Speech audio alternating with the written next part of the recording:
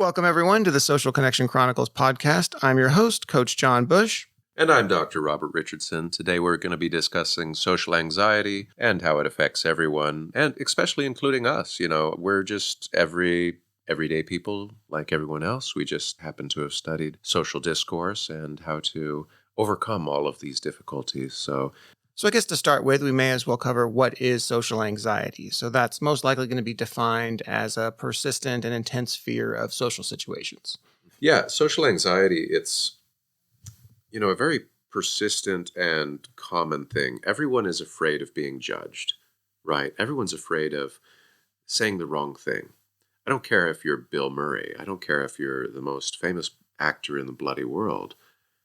Everyone gets those butterflies in their stomach, When I was a kid, I was pretty fearless when social interaction because I just didn't care. I had grown up extremely poor and grew up in extremely bad areas, so it was just I became a cavalier bastard. I just chased whatever down I wanted, and so because of that, when I was 20 years old, I ended up working as a host in Shibuya, in one of the most odd, crazy, wild party areas of downtown Tokyo, right? And I didn't speak the language, but you don't necessarily have to speak a language in order to communicate. 90% of language is body language. It's what you're doing. I don't know, JB. Yeah, what do you think about social anxiety in your life?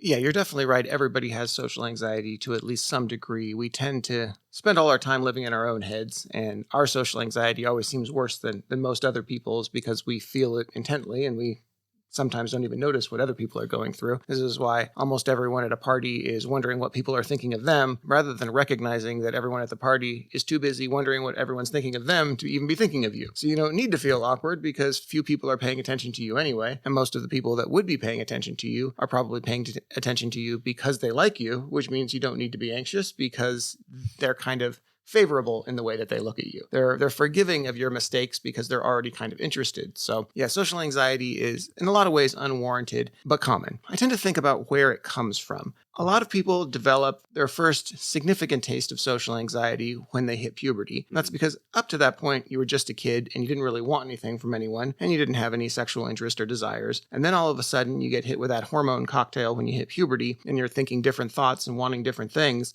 And it makes you very self-conscious. And of course, because no one said what I just said to you, that everyone's thinking about themselves, you're thinking like, oh, this is so terrible. And everyone's looking at me and they're all going through the exact same thing you are. And they're not really thinking about you at all. Absolutely. The only time that typically anybody will think of you at all in a social setting is in a positive manner. If you're the social butterfly that's going from people to people to people and everyone's smiling and laughing when you show up, everyone's going to be going, oh my God, I need to know this man. This is the person I want to be with. And that was a big thing that I learned working as a host in Tokyo, was to be a social butterfly. The geishas of old, who I really kind of based myself off of, they'd go from party to party. They'd just pop in. And the most popular ones popped in for a very short amount of time. They came in, they made their presence known. They made everyone look, fall in love and go, oh my God, she's perfect. And then disappear, right? People value what is scarce. So if you're at a party and you just go from person to person to person to person and introduce yourself and smile and make everyone smile back at you, people will notice that and in a very positive way. Because the fearlessness is a positive social trait.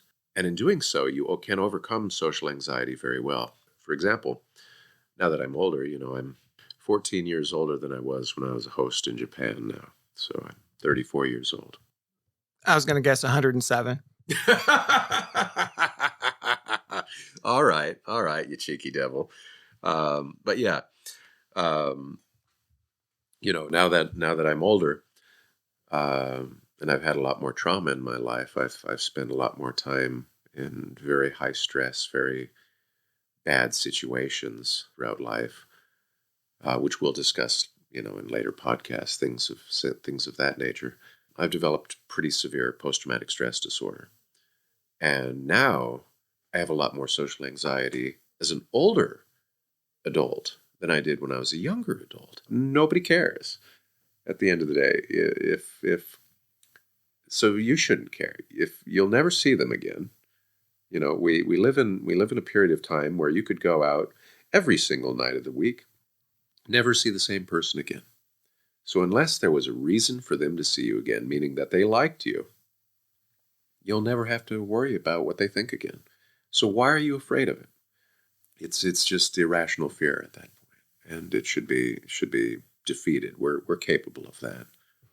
Yeah, that's so much of what I actually teach clients is it, yeah, exactly. It's an irrational fear. You're actually such an interesting case because normally the way people work is either they don't have much social anxiety and so they can't really relate to what you're talking about, or they've always had a lot of social anxiety and so they can relate to it, but they don't know what the alternative is. Whereas you are one of the odd cases of you got to experience what it was like not to have it, and then you got to crank it up to 15 and now you know what it is like to have it. It's always one of the interesting things when you're trying to learn something from someone. You get people that are naturally good at things and they'll say, oh, just go do it. And you're like, that was useless advice because to me, this is very difficult and you're acting like it's nothing because it was always nothing for you. Whereas in your case, you have the ability to try it when it was easy and also live in it now that it's hard. And I had somewhat of the opposite situation where it was hard and now it's easy. So we both at least have the ability to understand what other people are going through. Because yeah, you'll commonly hear people about being naturally good at something. And those people tend to be terrible coaches because they can't explain how to learn how to do it because they always were just good at it. Oh, absolutely. Yeah, no, if I had to explain to myself as a 20-year-old what to do now that I'm a 34-year-old, I would have been completely lost because when I was 20, I just did not care. I would go up to anyone. I didn't care if you were Scarlett Johansson. I would glad hand and talk to anyone. Now at 34, just, unfortunately due to the severe traumas I experienced through life, I worked in hospice for quite some time. Pediatric hospice was my specialty. And as such, it provides a very unique perspective, being able to go from just being naturally good at going out and talking to anybody, and now all of a sudden I'm sitting here and sometimes stuttering, blubbering my words, not able to say succinctly what I want to say. And a lot of this, a lot of that anxiety is uncontrollable. And the best thing you can do for any type of severe anxiety, any type of severe depression is desensitization. So I know it's the hardest possible thing to do, but the best thing to do is just go out and do it every day. Smile at one person every day. If you're that shy, just go out, make eye contact with one person every single day for a week. That's it.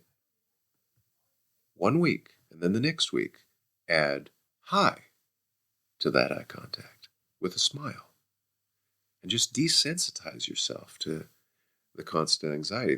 Well, you've brought up the right ideas. You brought up the concept of small exercises that get consecutively harder. I originally created the Social Skills Mastery course assuming that I was dealing with somebody who was practically agoraphobic. I was like, if you have the ability to open up your front door, I can start with you getting you to the point of being a social skills master, because each day it'll just be a little bit more. The first day we'll open up your door a tiny crack and we'll make that crack bigger and bigger until you're able to put your first toe outside of the threshold of your door. And eventually we'll have you walking outside, even though you're staring at your feet the whole time and never looking at another human being. Like when I design my exercises that just get consecutively more difficult, it actually isn't until step 5 that words come out of your mouth. I'm assuming you have so much trouble around people that you would not even consider saying anything at first. And that's fine, because the reality is we're going to give you what I like to call micro baby steps, where we're going to give you something that's just barely out of your comfort zone so that you can do it. Not light years out of your comfort zone that is just a chasm you cannot cross, but just something like when I work with clients, I'll literally ask them, so tell me what you're capable of right now. And then I will design an exercise that is only so slightly harder than what they're already capable of doing that it doesn't even seem challenging. It's like, oh yeah, I can do that. And they might be a little uncomfortable with it, but it's only a matter of time doing it before they're not uncomfortable with it at all. And we can add the next layer upon it.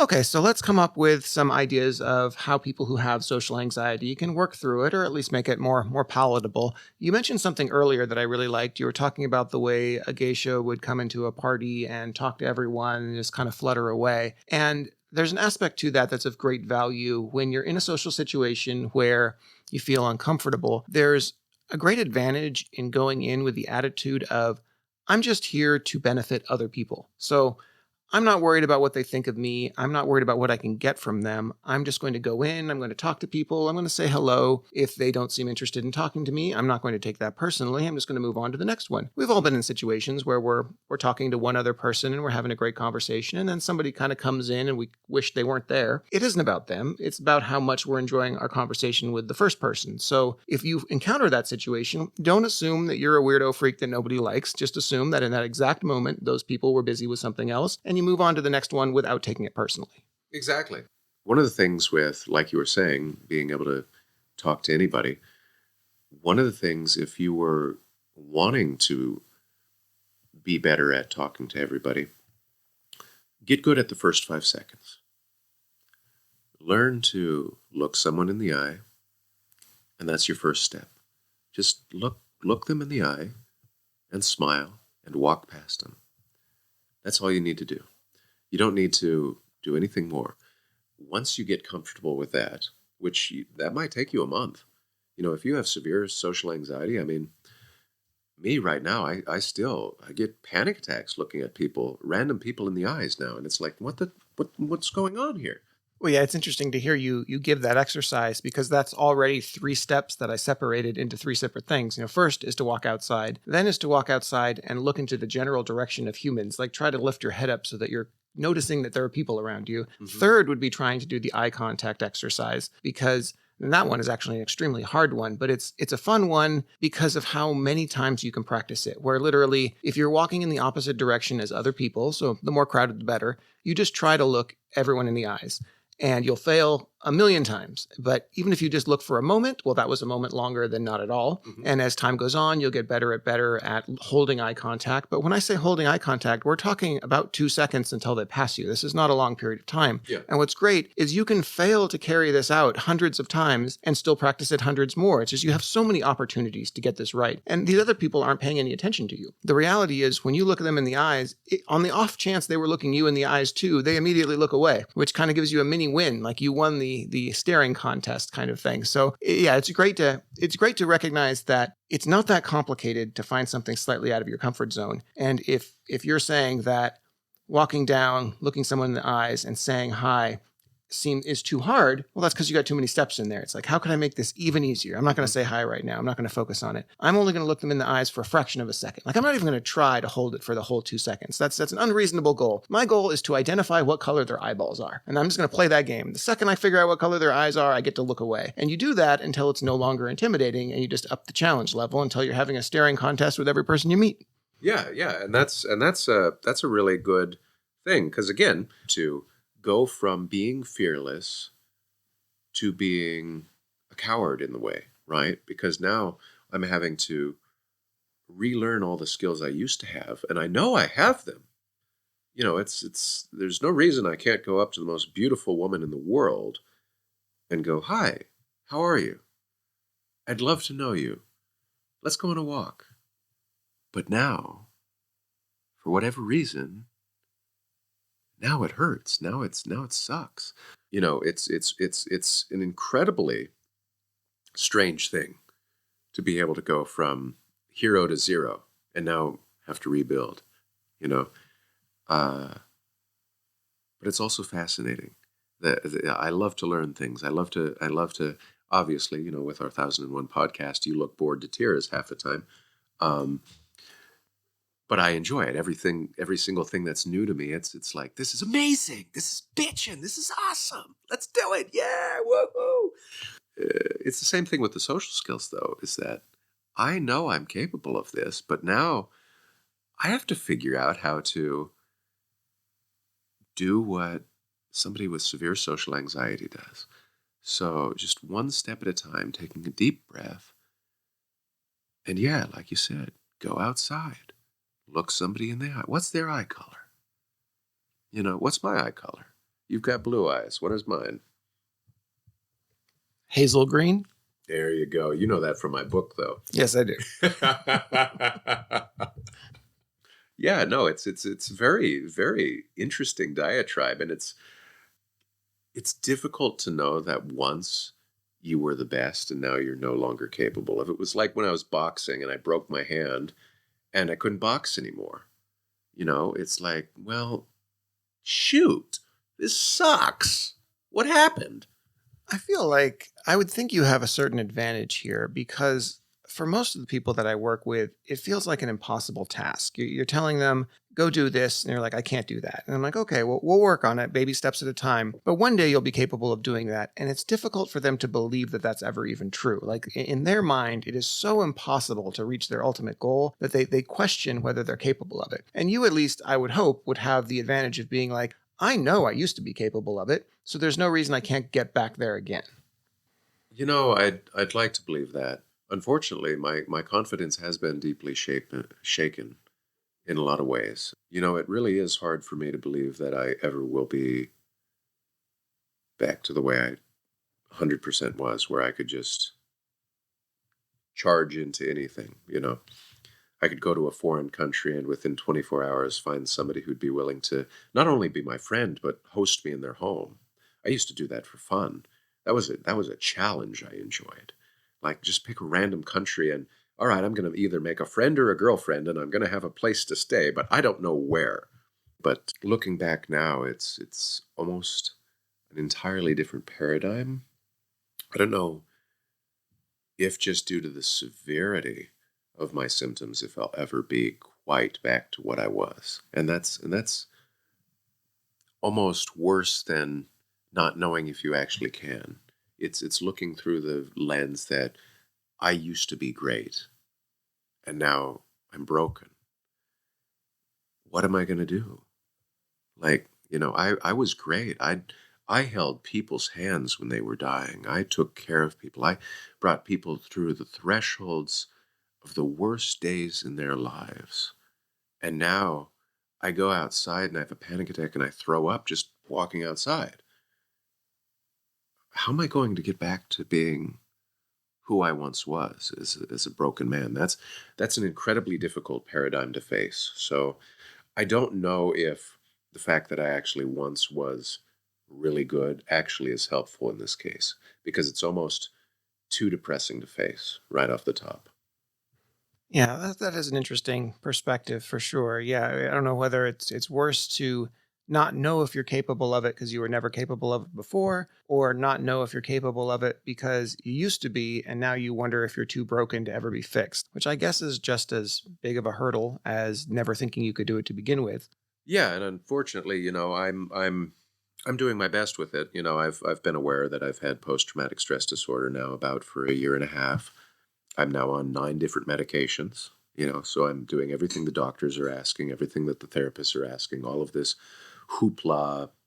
You mentioned medications, and those that would be one of, I guess, the four main ways to try and tackle social anxiety. Not the one that I ever personally use, but there are people who have severe problems, and medicine is an option.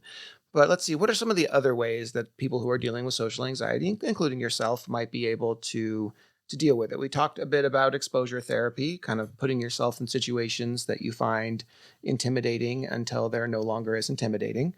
Cognitive behavioral therapy is a pretty common one. I use both of those in my own practice. Of the problem is that you have something that you want to do that you know you will like doing that currently scares you. So you're essentially attaching the wrong emotion to this. It should be a joyous one, and instead it's a terrifying one, and we need to retrain that. Depending on how severe a person's problem is, sometimes they can eventually learn to like the thrill that comes with the fear. You can lean into the fear to get to the point where, kind of like the way people who like skydiving might enjoy the thrilling nature of doing something that is illogical, we'll say. Adrenaline junkies are the best. I love adrenaline. It's the most incredible drug. There's nothing better than it. And that's something you should become addicted to. And that's something that with social anxiety, you can become addicted to. It's definitely one of the ways to fast track things, because if rather than always trying to barely feel anxiety by doing a step that's only slightly too difficult for you, if you come to enjoy the thrill of the anxiety, you can progress much faster because you can lean more heavily on harder things. But at first, for those of you who are struggling, this is an example of someone suggesting something that is far beyond your capabilities. So don't feel in any way obligated to do that. All you need to do is focus on what you're capable of, and ideally slightly too hard for you. But even if you can't, even if the eye contact exercise is impossible, still go out and take a walk every day while looking at your feet. Like, even if that is within your skill set, at least you had another day of practicing what is currently the greatest challenge that you can handle. Because eventually, after 100 days of doing the greatest challenge that you can handle, you might be feeling a little braver and might be willing to lift your head up. So don't get too hard on yourselves when the best you can do is what is currently the best you can do. You don't have to make progress every single day. And if you get on a step where it's really, really hard, don't get mad at yourself if it takes you months to master it. There's no reason you need to be done tomorrow. So just working at it is the most important thing.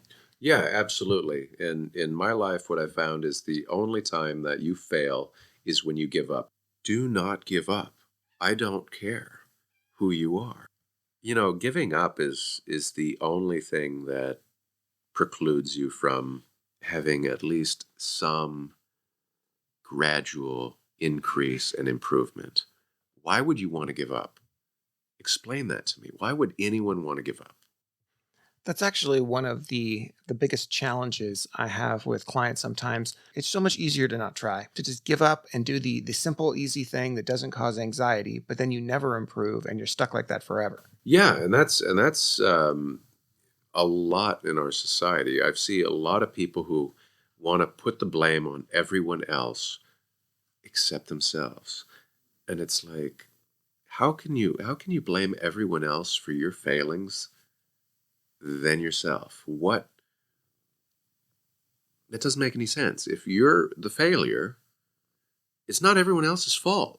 Well, it's also so disempowering. I realize it seems somehow better to think it's not your fault, but the reality is if it's your fault, you could fix it. If it's everyone else's fault, you can't. So if you're always looking to see how you are the problem, it empowers you to find solutions to fix problems. If the rest of the world is always the problem, then you're generally going to be powerless because we don't have a lot of control over other people. It's not that we have any control over people. We have no control over people. You can lead a horse to water, but you can't make it drink.